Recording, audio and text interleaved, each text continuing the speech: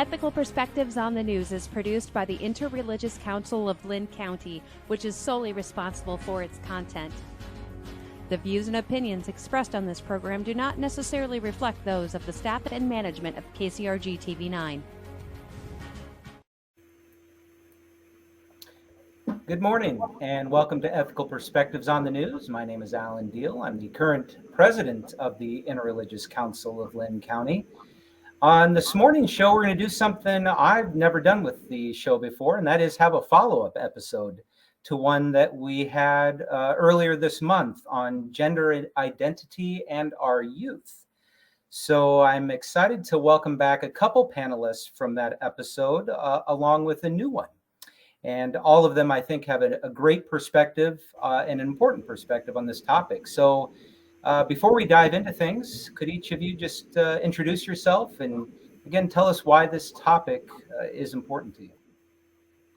Hello, I'm State Senator Liz Bennett, a senator from Cedar Rapids, Senate District 39. This is an important topic to me as an Iowan, as a member of the LGBTQ community, and as somebody who has had transgender friends the entire time I've lived in Iowa. Thank you, Liz. Hi, I'm Jules. I'm non-binary and my pronouns are they, them. I'm very passionate about this topic, of course, because I'm non-binary. And so I live some of these experiences. And yeah, I just love to be on this again. It's really fun. Thank you, Jules. Hi, my name's Heather. I am a marriage and family therapist. My private practice is Resolute Therapy, and I'm an associate professor of marriage and family therapy at Mount Mercy University. And this topic is very important to me as I've been an ally for as long as I can remember. And I work with many gender diverse and transgender individuals within my private practice and have close personal friends in my life as well. So I'm seeing how these different laws are really impacting people at a personal level. Well, again, thank you all for agreeing to participate in what is a very controversial topic, right? For a lot of people, just since the last episode, I've had conversations with different people and, there's very, very strong opinions on both sides of it. That's in part, of course, why we're having this conversation, as we do with a lot of controversial topics on this show. So I do think, Liz, you of course have a very unique perspective here, and you're new to this discussion. Certainly, there's a lot of pending legislation out there right now that, and of course, that has already passed that impacts the LGBTQ community. Could you just get us started, kind of bringing us up to date with some of the current legislation and how you feel this impacts the LGBTQ community? Absolutely, Alan. What I'll do is I'll give a quick overview of where we are at with this legislation in the session right now, and we can go from there. Many people know that a bill banning students from using the restroom that matches their gender in the public schools has already been passed and signed by the governor. There was also a ban on gender affirming care that passed both houses and was signed by the governor. Very concerning because this gives children, teens, 6 months to detransition or to find care in other states. And some of the families can, afford to do that, even if it is particularly onerous. Many families cannot afford to go up to Mayo or go to other states. So it's a really big problem. There is also a bill that a lot of people are aware of that bans HIV, speaking about HIV and HIV prevention from curriculum. That has passed both chambers. Versions of what we call Don't Say Gay have passed both chambers in varying versions, and different versions of book bans have passed both chambers, but not in identical form. Some of the things that I think are important to know is that with the books that have been brought up and considered for bans and targeted, by and large, the books that people are making noise about right now have some kind of LGBTQ content. So it's concerning to see people, I think, come for books that are about LGBTQ folks. Same thing with bills like the Don't Say Gay bill. I think the rhetoric around the bill has been pretty misleading because Any of these conversations have been age appropriate. What bills like this do is they send a message to LGBTQ kids, or even kids who are growing up in an LGBTQ family, that their identity or that of their family is just somehow so inherently unworthy or harmful that it cannot even be acknowledged. I think it also sets up a situation where it can be difficult for teachers to even address bullying or othering of kids in school, because rather than being able to say, if one kid is getting picked on, well, hey, kids express themselves different ways, or, well, some kids have two moms or some kids have two dads. We've really, and when I say we, the majority party in the legislature through this legislation has taken away the ability to answer those questions that just come up in the normal course of school when you're dealing with kids who are from different backgrounds. So I think it's really unfortunate, because we'll see bullying, and just makes it harder for teachers to deal with as well. I wanted to turn it over to you, Jules, with when you hear that legislation there from Senator Bennett, how does that make you feel? What's your response to that? What's your emotional reaction? Yeah, it honestly makes me angry. It makes me upset. And I've talked to a lot of kids at my school too. I've gotten their experiences on everything, and they're also upset. They're scared. They're scared to even come to school. They're scared to express who they really are and how they identify. And it's a really hard topic for a lot of kids my age. And it's it's just heart-wrenching, really. And it's really scary. Yeah. Heather, what's your experience dealing with your clients? Do you hear the same thing?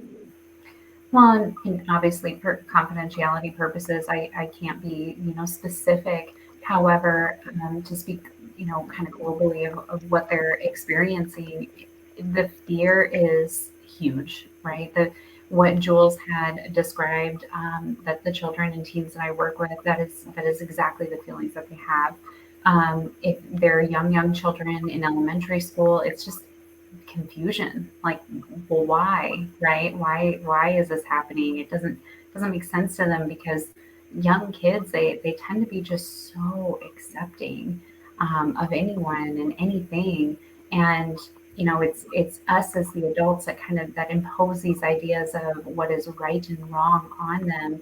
And they just want to be who they are and be friends with who they're friends with, and they don't understand why they can't talk about these things or use a certain restroom.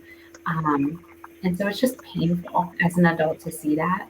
It's also painful to see when they identify the reasons why, having to do with who they are and how they identify, how they just want to close in on themselves. And it's heartbreaking. And the parents are terrified. The parents are scared of what's next with that. I think they're angry that their right has been taken away to be able to decide what's medically right for their child, which to me is ultimately the most confusing thing, right? Is that we often, we don't want to take away rights from people, and to take away the right from a parent to be able to decide what's correct for their child medically. I think if we're going to do that with one thing, I think that's a very slippery slope into many other things. And it's just sad. It's not going to stop people from obtaining gender affirming care, right? It's only going to stop people who don't have the finances to be able to do that, as Liz spoke to earlier. Very similar to an abortion ban. That's only going to stop people who don't have the access, the funds to be able to travel to another state. And so it just feels really misguided and very targeted and cruel. Liz, are we already seeing the impact of some of this legislation in Iowa? Do you have examples of how it has harmed the LGBTQ community? Well, I think to speak to that, I would point to emails and phone calls that I have received from parents even before the legislative session, when there was the rumor of this type of legislation, people have looked at moving. Some people have expressed that they can't afford to move. So what I have heard from parents, and from students themselves is that they feel unwelcome, that they're worried for their children's well-being, that they feel discriminated against. And I would point out that there's no other group of people for whom there is life-saving treatment available, which is recommended and supported when appropriate by the American Academy of Pediatrics, the Endocrine Society, the American Psychiatric Association, and many more, where legislators come in and say that that group of people cannot have recommended and life-saving care. Heather or Jules, do you have any thoughts there? Otherwise, I do have a question. No, I agree with that. That it's for me, it's quite frustrating that we have all of these major medical associations that are saying that this care is not only beneficial, but it's also necessary. And there is a plethora of research too to support that as well. And I think that so much of it is led by fear and misunderstanding and people not having, I love the phrase, the personal is political. And when you know someone personally, it changes your outlook, right? There used to be this idea, we kind of talked a little bit before, and I know we want to talk about different things today, but about the idea of like social contagion.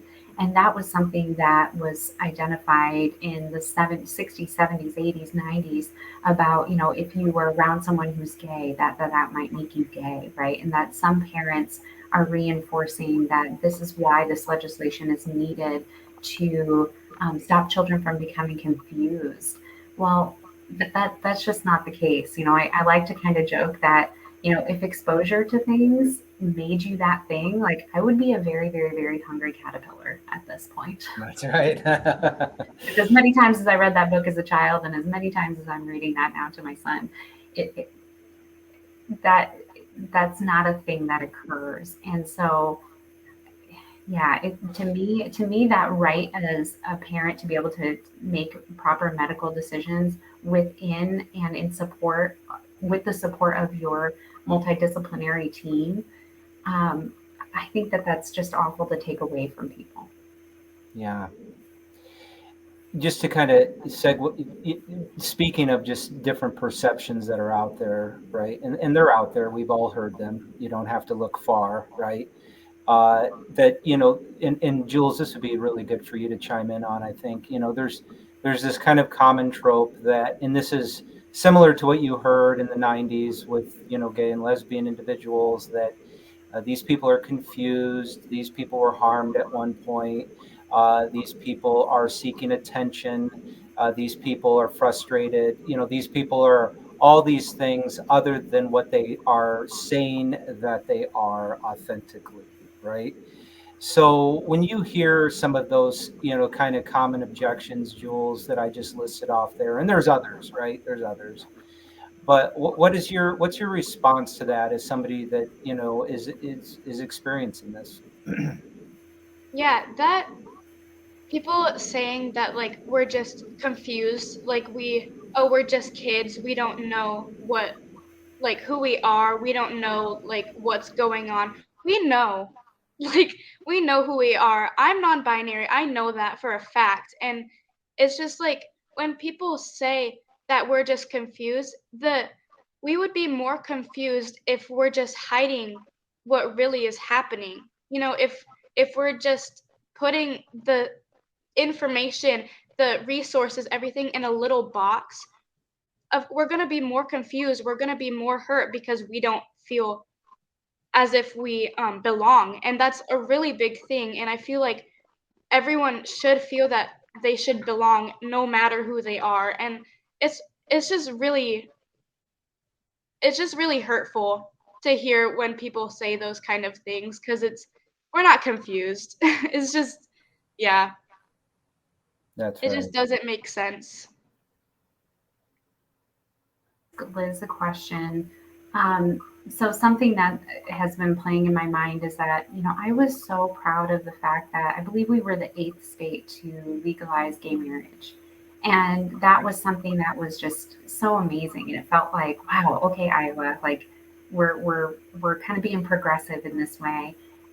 Liz, why do you feel that we're taking such a huge step back when it comes to, like, it feels like back into 50s and 60s beliefs and ways of talking about things and what's okay and what's not okay? What's your take on that? I think that's a great question. I've been on a quest to answer that question for quite a long time. I love that you bring up the history of the quiet progress that Iowa has made. For 100 years, Iowa has been a state that has sometimes slowly but progressively marched to including more and more people in the promise that Iowa can offer. So as somebody who graduated from college during that time, when we were all honestly kind of surprised that this very fair-minded decision had come down for same-sex couples in Iowa, it's really sad to see this happening in our state right now. I think that one of the things that we're battling as a society right now is the speed at which misinformation travels. I think we are battling algorithms. I think that perhaps for right-wing movements, overturning Roe v. Wade has, for the entire time I've been alive, been a major focus. Now that Roe v. Wade has fallen, I think that some of their movements are seeking another target. And although we have seen proposed unconstitutional bans on marriage equality in the Iowa State House, I think those legislators know that that's not going very far. So I think that some folks who do have a very conservative social agenda have identified this issue as one where they can spread misunderstanding and information and then exploit that misunderstanding and misinformation to make people really afraid. And I think that's really, really sad. It's really important to know that, one of the groups that is behind this legislation, the Alliance Defending Freedom, has also been behind cases to discriminate in public accommodations, like the cake baking case. So, it's not just limited to, quote unquote, being concerned for stopping kids, from making mistakes or whatever. This is part of an entire agenda nationwide that does seek to put LGBTQ people back into the closet. It's been really sad to see this here in Iowa. It's also worth noting that Iowa's ban on transgender medical care was actually worse than Missouri's. Missouri actually had a carve out for teens who had already been going through treatment, whereas Iowa came in and said that if your child is already receiving treatment, you have to detransition them or take them somewhere else. And I think that's pretty draconian. Yeah, maybe I want to throw this question out to everybody, and you all have a chance to respond to it. But there is a certain, and you hear this quite a bit with some of these issues, LGBTQ issues specifically, that we're really just dealing with one or two people in Iowa that identify as non-binary or transgender or whatever, right? Why do we have to accommodate these few handful of people, and that are just trying to have attention, as we talked about before, they're confused, whatever. Again, when you hear things like that, and Heather, you actually might be an interesting person to get us started there. I mean, what's your response to that kind of statement? I mean, there's a lot of ways you can think about that, but how would you respond when somebody says something like that? Well, proportion rates within the state of Iowa, we don't know what those proportion rates are within the trans and non-binary and gender diverse community. However, what we do, and even those proportion rates research-wise tend to vary across different countries, across different research studies. And but what's kind of the average is anywhere from about 1 to 2 to 3% of the population as a whole. So let's say on a very limited idea, like let's say it's 1% of the population of Iowa. Well, okay, so think about this. When it comes to mental health, about 1% of people have schizophrenia.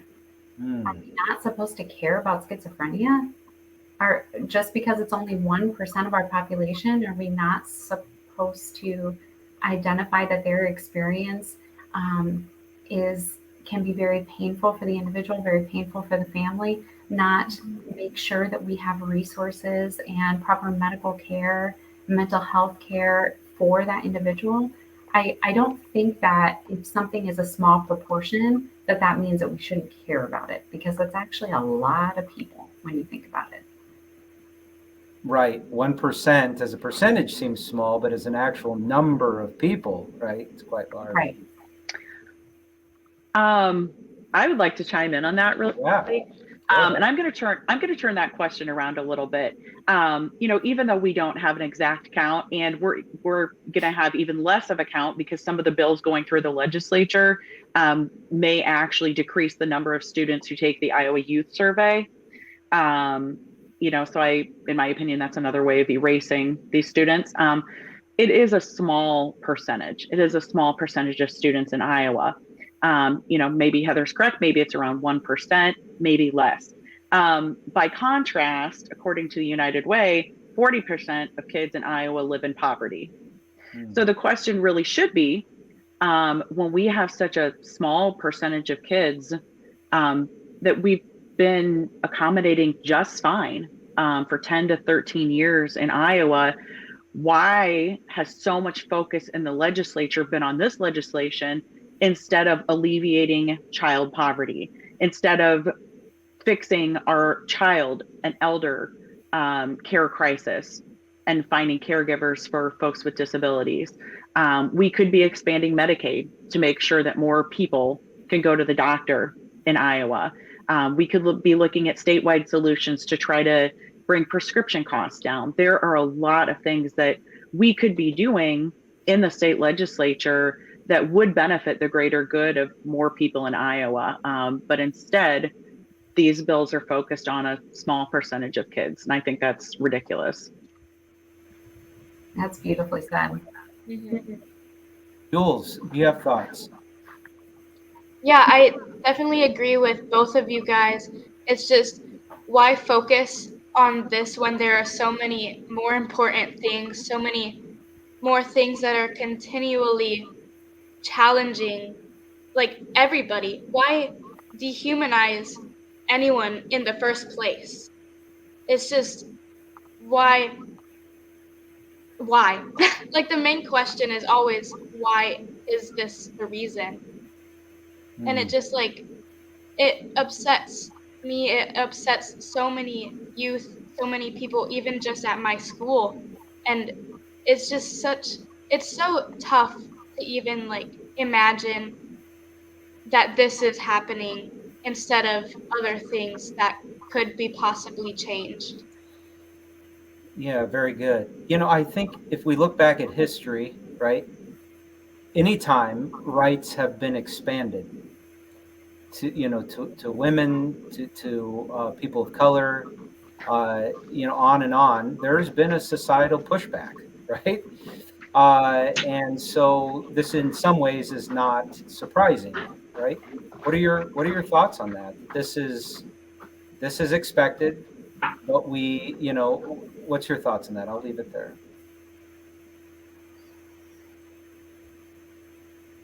Did I ask too tough of a question? No. It would. Go ahead, anybody. I agree with Jules. Like, it's very sad to me. Something comes to mind when I went to a Catholic elementary school, and I remember very vividly it was third grade. And I remember very vividly, though, in the classroom, there was a young girl in the class that everyone kind of ostracized. And to this day, when I think back of that, God, I feel bad for that that young girl. Like, what a horrible thing for an 8 or 9-year-old to go through. And she just wasn't a popular kid in the class, and she was always made to feel left out. And one day the teacher sent her on an errand to the office, and she had a very frank conversation with all of us and kind of put us little third graders in their place. And she said, everybody, I want you to think about if Jesus were to walk into this room today and he were to choose one person to sit down and have lunch with, who do you think he would choose? And immediately my mind went to that little girl. Immediately. And so I guess if you're in a room and you have other people who identify as trans or non-binary or gender diverse, gender expansive, however they might identify, and they're being oppressed, they're having these laws put up against them that are making them feel not worthy, making them feel ostracized, making them feel like they need to move out of state. If Jesus were in that room with them and everyone else, who do you think that he'd go and put his arms around? That's just something that comes to mind for me. I'll hop in on that one. And actually, I think that that's something that's really encouraging to remember. And it's something that I've spoken with youth about. Right now does seem very dark. The bills that are going through the legislature are having real impacts on people. But I do want to make sure that any young people who are out there don't think that this is the end or that this is the last word. The LGBTQ community has been fighting for rights for a long, long time, and things have gotten better. But despite the fact that things have gotten better along the way, there have been times that seemed very, very dark. And as we have expanded our rights and our visibility, participation in society, there have been folks out there who just haven't quite understood yet. And unfortunately, there have been people who have been willing to exploit that misunderstanding. So I think the message in that is that it is hard right now, and that should be validated. But we've been through hard times before, and we are going to push forward. Things are going to be better in the future. I love that optimism. Jules, do you have some thoughts on? Yeah. The optimism is very needed, and I feel like so many kids are just scared. There's so much fear, and no one thinks they have the support. But even just like the little things, even just like the sit-in, at Green Square Park, everyone coming together, everyone connecting, it was just great that we're all here together. We are all fighting for the same thing, and we all just want to be loved. We all just want to be cared for, and even just that together really shows how much of a community we really are and how much we really support one another, even through these hard times. And it's just a really great thing, even just having the optimism from anybody. Kids really need that right now, especially from parents, from teachers, from anybody at all. But it's really needed because it's such a dark place. So Thank you so much. And I know our 30 minutes has gone by very quickly, but I do want to just say again a huge thank you to each one of you for tackling what again is a very, very difficult topic for a lot of people, but helping us shed some light on it and some really good perspective on things and helping us better understand. So again, thank you. Thank you to our audience for joining this morning. Hope you have a great Sunday. Take care now. Bye.